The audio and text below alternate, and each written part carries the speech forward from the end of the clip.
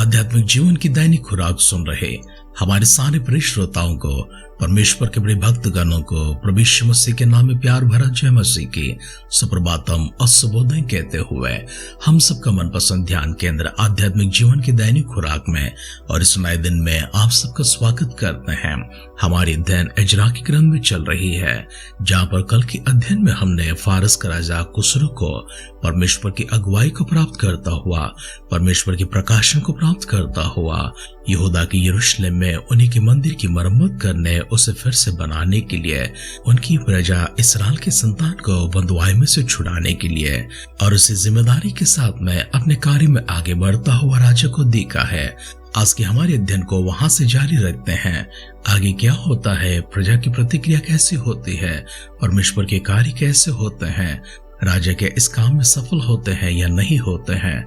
हमारे अध्ययन में हम आगे बढ़ने से पहले आए अपने सिरों को झुकाएंगे, आंखों को बंद करेंगे, परमेश्वर की अगुवाई के लिए, अभिषेक के लिए, सामर्थ के लिए, शक्ति के लिए, ज्ञान के लिए, समझ के लिए और अभिषेक के लिए छोटी सी प्रार्थना करेंगे। सर्वशक्तिमान पिता परमेश्वर, हम आपकी स्तुति करते हैं, प्रशंसा करते हैं, महिमा करते हैं। गौरव प्रभु जी, वंदना की भेंट परमेश्वर एक उपहार के रूप में आपके दिव्य सानिध्य में लेकर आते हैं। केवल आप परमेश्वर इसके योग्य है, केवल आप परमेश्वर इस काबिल है, केवल परमेश्वर आप मात्र प्रभु जी हमारे आराधना के योग्य हैं। इसलिए खुदा अपने आप को दीन और नम्र करते हुए आपके दिव्य सानिध्य में फिर से एक बार अपने सिरों को झुकाते हैं। हमारी दुआएं प्रभु जी आपकी सानिध्य में, आपकी अगुवाई के लिए, आपकी सामर्थ्य के लिए, आपकी शक्ति के लिए, आपकी सहायता के लिए और आपकी दिशा के लिए मांगते हैं। सर्वशक्तिमान खुदा हमारे संग रहिए प्रभु, हमें ज्ञान से भर दीजिए, हमें समझ से भर दीजिए, अपनी दिशा में चलाते रहिए। इजरा के प्रभु जी ग्रंथ को हम जिस तरह से ध्यान कर रहे हैं, पवित्र आत्मा का अभिषेक हमारे ऊपर उन्हें लिए। इजरा की ग्रंथ में जो हमारी अध्ययन चल रही है, इन वचनों को हम समझ पाए, इन वचनों के आधार पर हम लोग चल पाए। इसलिए प्रभु फिर से एक बार पवित्र आत्मा के वरदानों के साथ अभिषेक हमारे ऊपर लेने के लिए दुआ करते हैं। आपके भक्तगणों को, हमारे सारे परिजनों को आपके दिव्य सानिध्य में फिर से एक बार उनकी आवश्यकताएं, उनकी जरूरतें, उनकी तकलीफें, उनकी मुसीबतें, उनकी पीड़ाएं, उनके दर्द प्रभु, उनकी वेदनाएं, उनकी कमी घटी प्रभु जी, जो कुछ भी है प्रभु, उन सबों के साथ में आप एक हाथ में समर्पण करते हैं। स्वर्गीय भंडारों को खोलिए प्रभु जी, अपने दाहिने हाथ उन तक पहुंचा दीजिए। हर प्रकार की मदद, हर प्रकार की सहायता, चंगाई और छुटकारा प्रभु जी ने प्रदान कीजिए। यदि कोई बेरोजगारी की समस्या से, विपत्ति से गुजर रहे हैं, आर्थिक तंगी मुसीबत से गुजर रहे हैं प्रभु, कंगालपन से गुजर रहे हैं, गरीबी से गुजर रहे हैं प्रभु, इसी वक्त उनको प्रभु जी अपनी धन की वृद्धि लेकर आइए। अच्छी रोजगार प्रभु जी, अच्छी कारोबार परमेश्वर उन सबों को प्रदान कर दीजिए। हर किसी को प्रभु जी समृद्धि की आशीर्वाद, आहार प्रभु जी भरपूरी के साथ में, खुशी और आराम के साथ परमेश्वर आपके अनुग्रह प्रभु जी वरदानों के रूप में उन पर लेकर आने, इसके लिए आपको शुक्र अदा करते हैं। वचनों के माध्यम से हमसे बातें कीजिए, सारी महिमा, गौरव, आदर, सम्मान खुदा आप प्राप्त कीजिए। हमारी प्रार्थनाओं को सुनकर परमेश्वर आपने दिए उत्तरों के लिए धन्यवाद करते हुए हमारे उद्धारकर्ता, हमारे प्रभु यीशु मसीह के नाम से इस दुआ को मांगते हैं। सुन और कबूल कर पिता, आमेन, आमेन, आमेन। आध्यात्मिक जीवन की दैनिक खुराक सुन रहे हमारे सारे प्रिय श्रोताओं को, परमेश्वर के बड़े भक्तगणों को प्रभु यीशु मसीह के नाम में प्यार भरा जय मसीह की सुप्रभातम और शुभोदय कहते हुए हम सबका मनपसंद ध्यान केंद्र आध्यात्मिक जीवन की दैनिक खुराक में और इस नए दिन में आप सबका स्वागत करते हैं। हमारे अध्ययन इजरा की दूसरी ग्रंथ में चल रही है। अब उसका पहला वचन से पढ़ते हुए हमारी ध्यान को आगे बढ़ाएंगे। जिनको बाबेल का राजा नबूकदनेस्सर बाबेल को बंधुआ करके ले गया था, उनमें से प्रांत के लोग बंधुआई से छूटकर यरूशलेम और यहूदा को अपने अपने नगर को लौटे।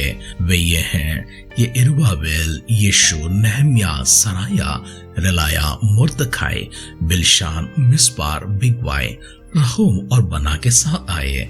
इस्राएली प्रजा के मनुष्यों की गिनती यह है, अर्थात परेश की संतान 2172, शपत्याह की संतान 372, आरा की संतान 775, पहत मोआब की संतान यीशु और योआब की संतान में से 2812, एला की संतान 1254, जत्तू की संतान 945, जक्कै की संतान 760, बानी की संतान 642, बेबई की संतान 623, अजगाम की संतान 1222, अलोरिकाम की संतान 666, बिगवे की संतान 2056, आदीन की संतान 454, यहिजकिया की संतान आते की संतान में से 98, बेसे की संतान 323, योरा के लोग 112, हारून के लोग 223, गिबार के लोग 95, बेतलहेम के लोग 123,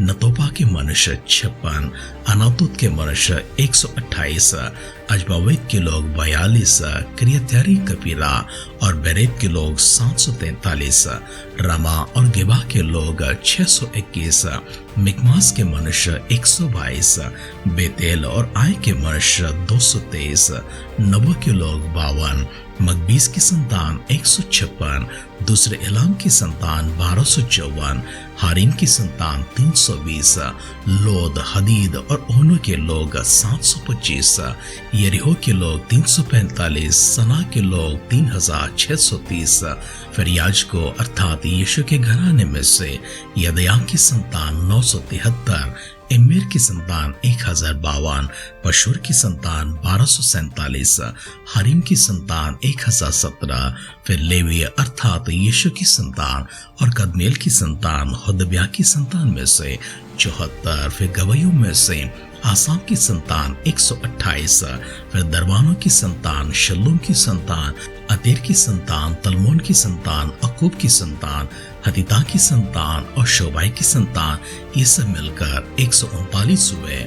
फिर नतीन की संतान, सिहा की संतान, हसुबा की संतान, तबाओत की संतान, केरोस की संतान, सिया की संतान, पादोन की संतान, लबना की संतान, हगबा की संतान, अकूब की संतान, हगाब की संतान, शमलाई की संतान, हनान की संतान, गिद्दल की संतान, गहर की संतान, राया की संतान, रसीम की संतान, नकोदा की संतान, गजाम की संतान, उज्जा की संतान, पासे की संतान, बेसे की संतान, उसरा की संतान, मोनीम की संतान, नफीसीम की संतान, बकबू की संतान, हकुबा की संतान, हुई की संतान, बसलूत की संतान, महिदा की संतान, हर्षा की संतान, बेरकोस की संतान, सीसरा की संतान, तेमा की संतान, नसी की संतान और हबीका की संतान। फिर सुलेमान के दासों की संतान, सोते की संतान, हसोपेरेत की संतान, परोदा की संतान, याला की संतान, दिरकुन की संतान, गिद्देल की संतान, शपद्या की संतान, हतील की संतान, पोकरे तरपाइम की संतान और अमी की संतान, सबनतीन और सुलेमान के दासों की संतान 392 थे। फिर जो तिलमिला, तिलहर्षा, करो, उद्यान और इमेर से आए, परंतु वे अपने अपने पितरों के घराने के वंशावली न बता सके कि वे इस्राएल के हैं। वे ये हैं अर्थात दलाई की संतान, तोबिया की संतान और नकोदा की संतान, जो मिलकर 692 थे। और याजकों की संतान में से हवाया की संतान, हकोस की संतान और बर्जिले की संतान, जिसने गिलादी बर्जिले की एक बेटी को ब्याह लिया और उसी का नाम रख लिया था। इन सबों ने अपनी अपनी वंशावली का पत्र और उनकी वंशावली की पोतियों में ढूंढा, परंतु वे ना मिले, इसलिए अशुद्ध ठहराकर याजक पद से निकाले गए। और अधिपति ने उनसे कहा कि जब तक ओरीम और तुमीम धारण करने वाले कोई याजक ना हो, तब तक कोई परम पवित्र वस्तु खाने ना पाए।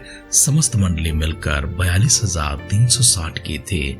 इनको छोड़ इनके 7,337 दास दासियां और 200 गाने वाले और गाने वालियां थी। उनके घोड़े 736, खच्चर 245, ऊंट 435 और गधे 6,720 थे।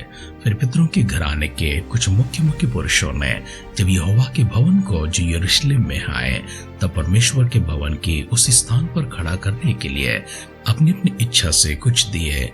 उन्होंने अपनी अपनी पूंजी के अनुसार 61,000 दरकमों सोना और 5,000 माने चांदी और याजकों के योग्य 100 अंग रखे अपनी अपनी इच्छा से उस काम के खजाने में दे दिए।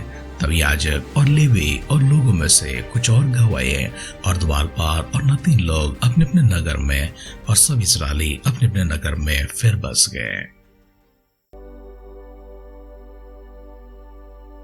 इजरा का ग्रंथ 2 अध्याय का पहला वचन से लेकर आखिरी वचन तक हमने पढ़कर सुना है।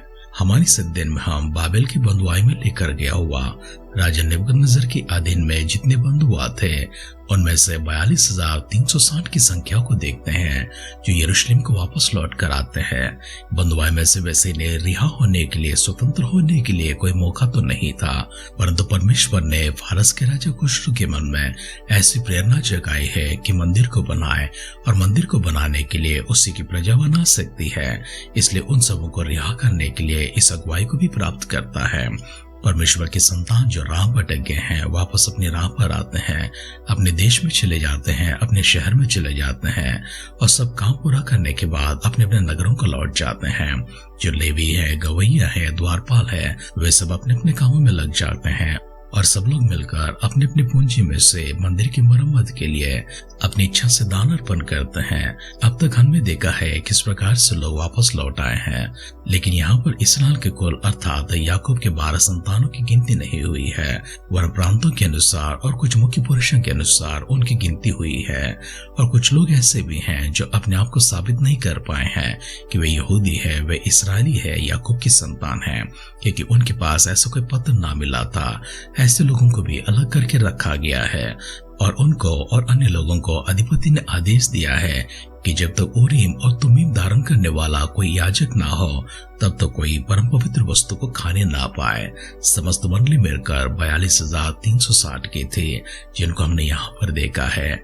इस मंडली को परमेश्वर आगे कैसे बढ़ाते हैं और इनसे क्या कराते हैं हमारे कल के दिन में देखेंगे, लेकिन उससे पहले आइए आज के वचन को हम लोग इस प्रकार से समाप्त करते हैं।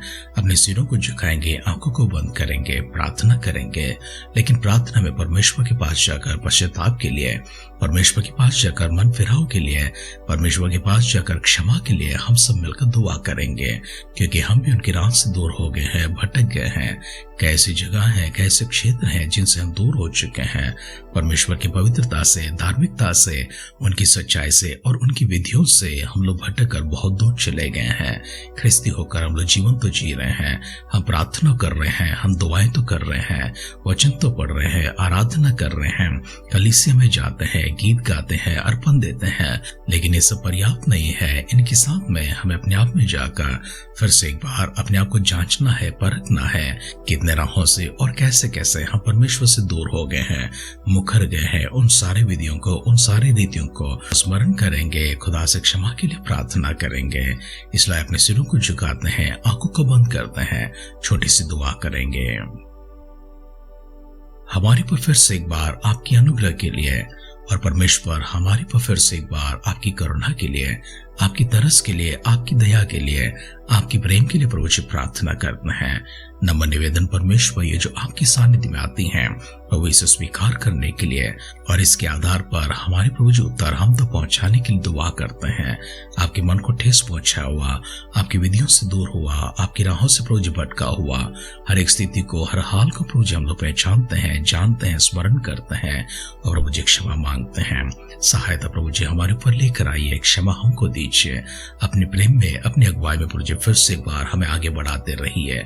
प्रभु यीशु मसीह की बादलों की आगमन अगर विलंब होगी, कल सुबह फिर से एक बार हम सब मिलकर आपकी स्तुति करने, आपकी आराधना करने, आपके दिव्य सानिध्य में प्रभु जी सभी को संभाले रखने के लिए, सचिवों की गिनती में प्रभु जी हम सबको जुड़ने के लिए दुआ करते हैं। अगर ऐसा न तो प्रभु के राज्य में हम सबको शामिल करने के लिए दुआ करते हुए दुआ को सुनकर प्रभु देवोत्तरण के लिए फिर से एक बार आभार प्रकट करते हैं। हमारे उद्धारकर्ता, हमारे प्रभु यीशु मसीह के नाम से इस प्रार्थना को मांगते हैं, सुन और कबूल कर पिता। आमेन, आमेन, आमेन। हर प्रकार के गुनाह से, अपराध से, दोष से और पाप से परमेश्वर आपको मुक्त करें। सही राहों पर, भली राहों पर, अपनी पवित्र राहों पर, धर्मी राहों पर परमेश्वर आपको चलाते रहे। प्रभु यीशु मसीह के बादलों के आगमन के समय तक सदा के लिए परमेश्वर अपनी उपस्थिति आपके साथ बरकरार रखे, ढेरों आशीर्वाद आपके ऊपर उंडेले। हमारी सी दुआ और कामना के साथ आज के ध्यान को समाप्त करते हैं। आप सुनते रहिए, सुनाते रहिए आध्यात्मिक जीवन की दैनिक खुराक। कल फिर मिलेंगे। अपना ख्याल रखिए, अपनों का ख्याल रखिए, दूसरों का भी ख्याल रखिए। God bless you.